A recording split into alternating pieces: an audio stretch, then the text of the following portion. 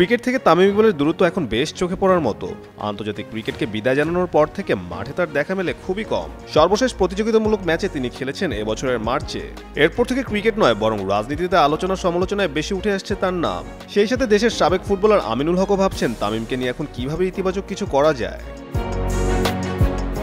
এবছরের 6 অক্টোবর অনুষ্ঠিত Bangladesh cricket board বিসিবির নির্বাচনে সভাপতি পদে প্রতিদ্বন্দ্বিতা করার কথা ছিল তামিম ইকবাল ও আমিনুল ইসলাম বুলবুলের। তবে নির্বাচনের আগেই নানা অনিয়মের অভিযোগ তুলে প্রতিদ্বন্দ্বিতা থেকে সরে দাঁড়ান তামিম।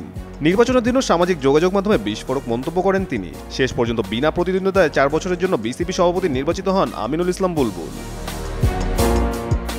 সম্প্রতি দেশের শীর্ষস্থানীয় এক গণমাধ্যমকে দেওয়া সাক্ষাৎকারে এই নির্বাচনের প্রসঙ্গ আসে আমিনুল হকের কথায়ও। সাবেক এই ফুটবলার এই বিষয়ে জানান, বিসিবির নির্বাচনকে একটি মহল রাজনৈতিক রূপ দেওয়ার চেষ্টা করেছে, যা আমরা একেবারেই আশা করিনি। ভবিষ্যতে ক্রিকেট বোর্ডের গঠন বা পরিচালনা কেমন হবে সেটা এখন সময়ই বলে দেবে।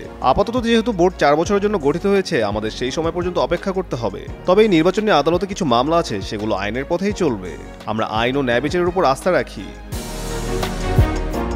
দেশের এই সাবেক ফুটবলারেরও রাজনীতিতে সক্রিয় উপস্থিতি রয়েছে। তিনি আগামী জাতীয় সংসদ নির্বাচনে ঢাকা 16 আসনে বিএনপির সম্ভাব্য প্রার্থী। ফেব্রুয়ারিতে অনুষ্ঠিত হতে যাওয়া নির্বাচনের আগে বিভিন্ন অনুষ্ঠানে তাকে প্রায়ই দেখা যাচ্ছে তামিম ইকবালের সঙ্গে। এ প্রসঙ্গে আমিনুল বলেন, তামিম বিএনপির প্রতিনিধি হিসেবে কাজ করছে এমনটা একেবারেই নয়। আমরা চেয়েছি ক্রিকেট বোর্ডের নির্বাচন যেন অবাধ ও সুষ্ঠুভাবে হয়। তামিম একজন কিংবদন্তি ক্রিকেটার, তার মতে মানুষদের অংশগ্রহণে যদি নির্বাচনে স্বচ্ছতা আসে সেটা তো ভালোই।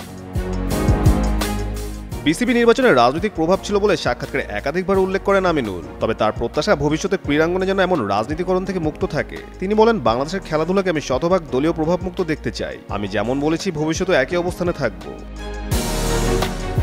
সাক্ষাৎকারের এক পর্যায়ে উঠে আসে সাকিব আল হাসানের প্রসঙ্গ। প্রায় 13 মাস ধরে জাতীয় দলের বাইরে থাকা এই তারকা ক্রিকেটারকে নিয়েও মত দেন আমিনুল। তার মতে সাকিবের বিষয়টা এখন রাষ্ট্রীয় পর্যায়ের সিদ্ধান্তের উপর নির্ভর করছে। রাষ্ট্র ঠিক করবে তার ভবিষ্যৎ কিভাবে এগোবে। সবশেষে আমিনুলের বক্তব্য স্পষ্ট, তিনি চান দেশের ক্রীড়াঙ্গনে যেন রাজনীতি নয়, প্রতিভা ও ন্যায্যতার ভিত্তিতে পরিচালিত হয়। আর তামিম সাকিবদের মতো তারকারা যেন সেই পরিবর্তনের প্রতীক হয়ে ওঠেন।